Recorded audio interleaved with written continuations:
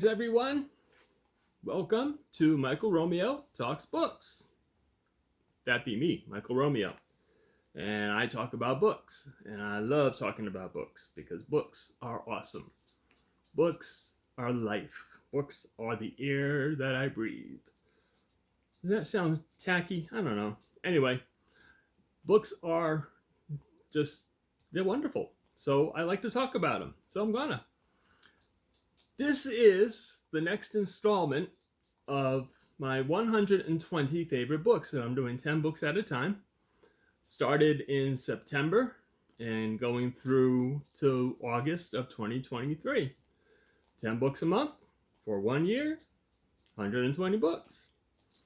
Today we are doing books 41 to 50, and if you recall from previous videos, or if you're new and you've just stumbled on to my channel and don't know what's come before, these are not in order of worst to best or best to worst. They're in order of how they hit my brain as I was making the list.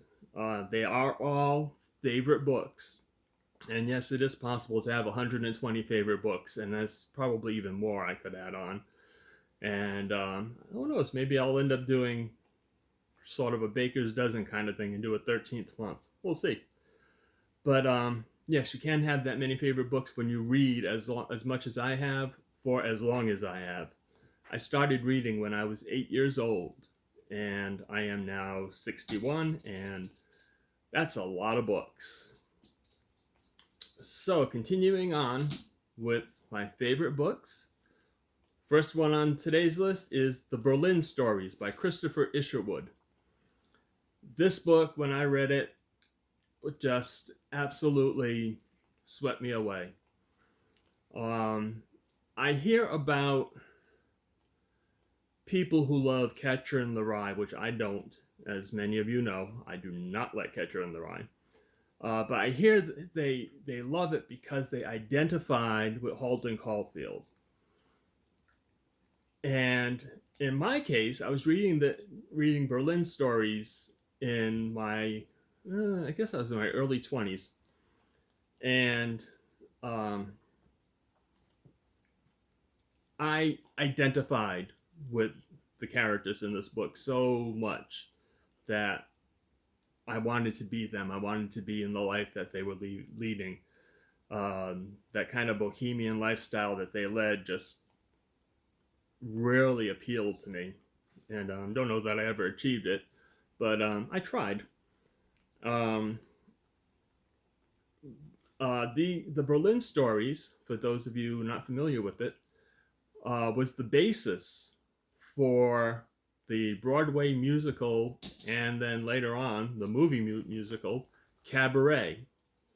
The main character in Berlin Stories is Fraulein Sally Bowles, immortalized on film by Liza Minnelli, for which she won an Oscar.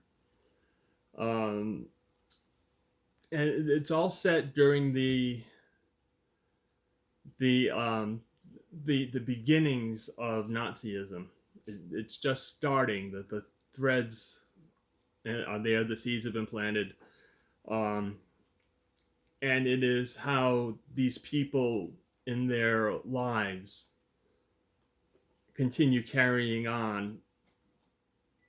Some of them not even aware of what's going on. And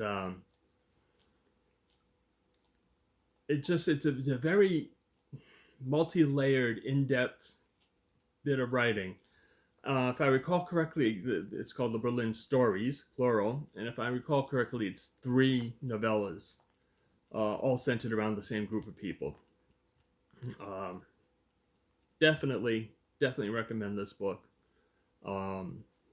If you want something that is probably different from anything else you've ever read, and with characters that are just a joy to spend time with. My next 2 on the list, 42 and 43, are both by Morris West. And they are 2 awesome books. The first one, The Clowns of God. This was a book that absolutely riveted me. it takes a situation. What would happen if the Pope received a personal revelation on when the second coming of Christ was going to be?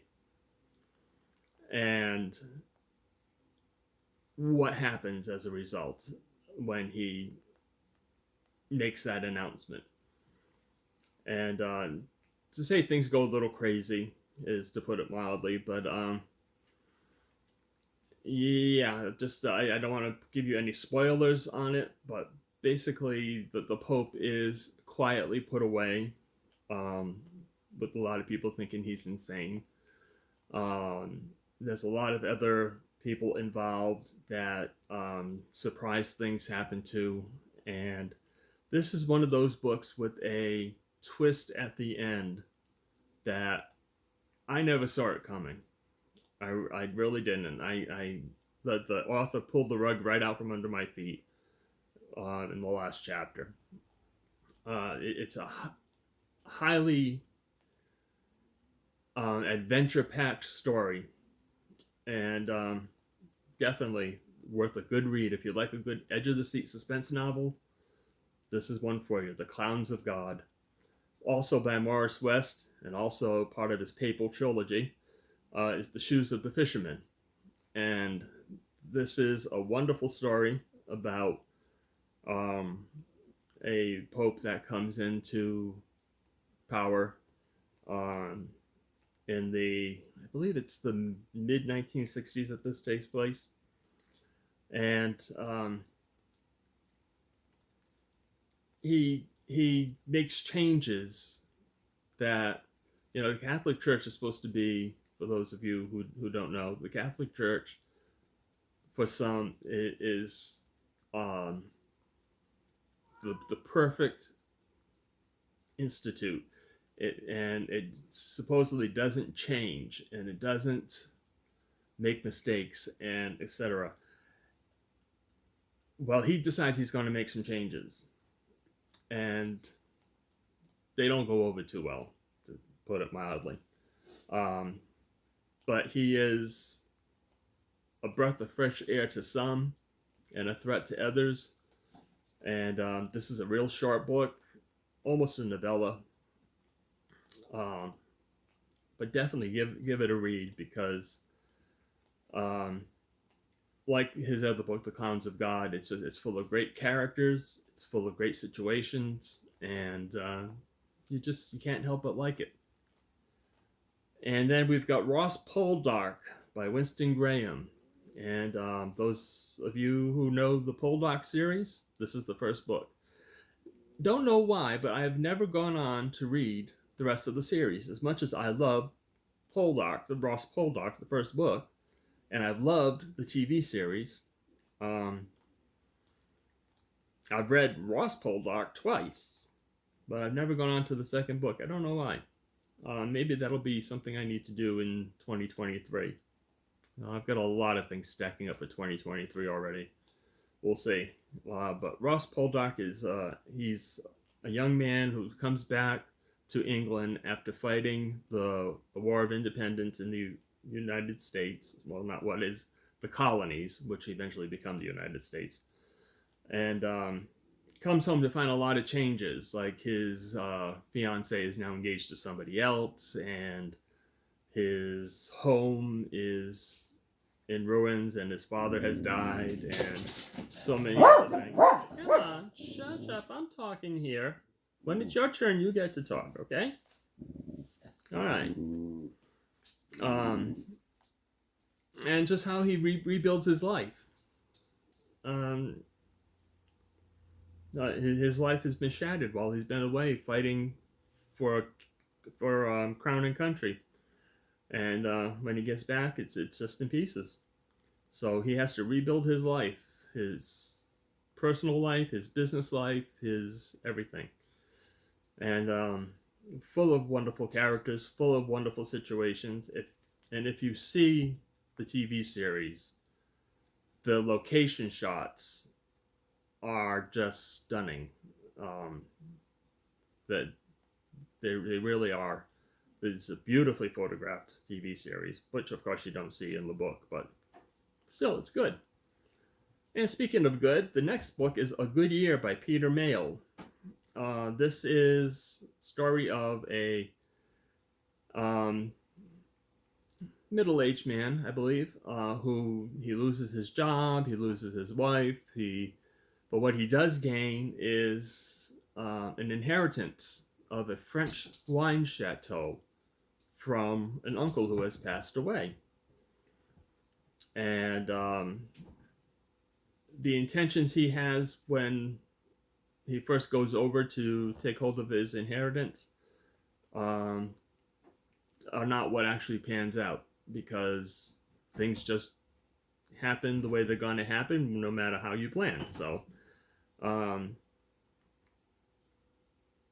another book full of colorful characters. You can't help but love these characters and the situations that they're in. And the main character is just a ne'er-do-well, and some things do come good to him, and we'll give him that. There's also a mystery behind a wine that is in the cellar, and so you've got mystery, you've got romance, you've got suspense, you've got comedy, you've got everything in this book. Another book by Peter Mayle that I absolutely love is Hotel Pastis, and it's probably my favorite Peter Mayle book, and I wish they would make it into a good movie, because it's movie material. It really is. About again, a middle-aged man who decides he's going to up sticks and move to Provence, and open a hotel, because that's what you do when you hit a certain age, according to Basil Fawlty. And a lot of things happen to this guy too. Peter Mayle knows how to pack a lot. I would guess pack a lot of subplots into his books that just carry the story along and make it a lot of fun.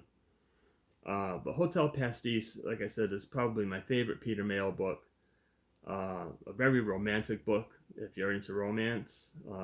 Even if you're not into romance, give it a try, because it's a great book.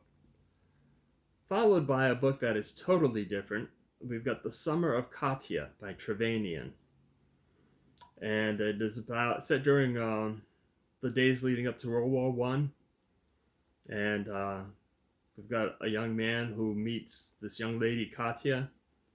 And this is set in Europe, in Eastern Europe.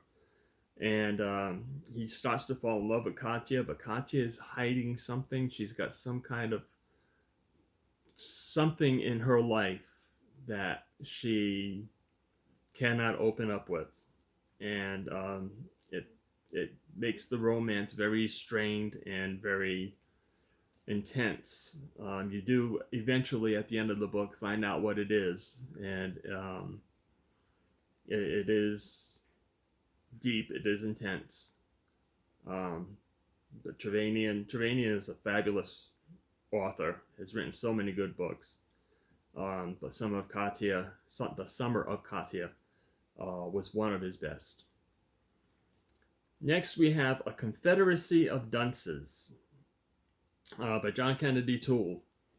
Pulitzer Prize winner, won in the 70s or 80s, late 70s, early 80s. It won.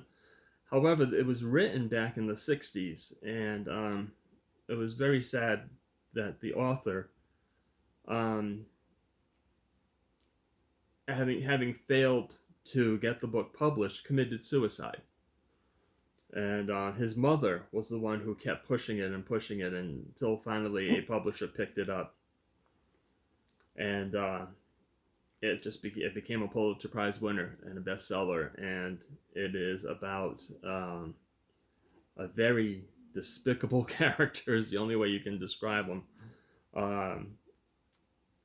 But boy, he gives you some reasons to laugh, and the people he surrounds himself with. Well, there's his mother. There's a girl that he I suppose if it's possible for him to love anybody, I guess he loves the girl. There's just so many quirky characters in this book, and they're all just dunces, I guess you could say. It's a confederacy of dunces, and it has a lot to say about humanity in its own right. And I think a lot of people don't like it because I think there are things in it that can make you feel uncomfortable if you realize that you might be the person being talked about in different places. And that can be a little uncomfortable sometimes when that spotlight hits you and you go, mm-mm. But yeah, the way it explores humanity and its foibles, it's bound to hit you at some point. And then we've got Cold Mountain by Charles Frazier. Beautiful book. Beautiful book. Set during the Civil War. We have a young man who goes AWOL, abandons his company, and starts heading home to Cold Mountain, which is not far from where I live, by the way. So we've got him AWOL from the army. We've got his love of his life running a farm by herself in his absence. And you've got the whole journey back for him to reunite with her. At the same time, he's being chased by somebody who wants to put him back in the army. And it's again a beautifully written book. I did have some problems with the ending. I won't say what happens, but it was one of those books that when it ended, I was a little upset with the author for doing what he did. But I can't fault him for writing a great book. The ending was very plausible, just not what I would have wanted. And then finally, ending this list on a heavy note, Hiroshima by John Hersey. It's about the dropping of the bomb on Hiroshima at the end of World War II. And it takes you through the lives of a handful of people who were affected by it. I mean, how millions of people were affected by it. And this is it's nonfiction, and the people he chooses to focus in on are a sampling of all those that were affected by the dropping of the bomb on Hiroshima. And some of the stuff is just heart-wrenching. Absolutely heart-wrenching. Short book, thankfully, because I don't think we could take it if it was a long book. So already that's 10 books. 1, 2, 3, 4, 5, 6, 7, 8, 9, 10. Yes, I did hit every single one of them. And as what happens with every month, I want to go on to the next 10, but I'm going to not. I'm going to keep it 10 a month. So let me know. Have you read any of these books? What did you think of them? What do you, even if you haven't read them, what do you think of what I've said about them? And leave your comments in the comments, and we'll have a conversation started. Also, if you like this video, go ahead and click like. It does help with my channel and the whole world of algorithms, which I don't understand, but I'm told it helps if you click like on the videos. And feel free to subscribe. It's free to do, and it means that you get a little notice whenever I put up new content. And that's about that. So, next month we'll be doing the next 10 books, which, let me do a brief little glance here. And yeah, that's a good books there. You'll be glad you tuned in next month. And I've got some other content that I'm going to be filming very shortly. So I've got a tag that I've been tagged in. So I need to move that along. And I've got another book haul that I need to do. So this stuff is coming up. I've also got one I'm planning to do shortly about my favorite holiday reads. some of which I read almost every year. And let's see, what else is coming up? Coming up on my first anniversary, and I'm planning my anniversary video, which will be on January 7th is the anniversary. So I'm going to try to hit it right on the 7th. And there's another. Oh yeah, and I'm doing a new tag. My very own original tag will be the second one I've done, and that'll be toward the end of the month of December.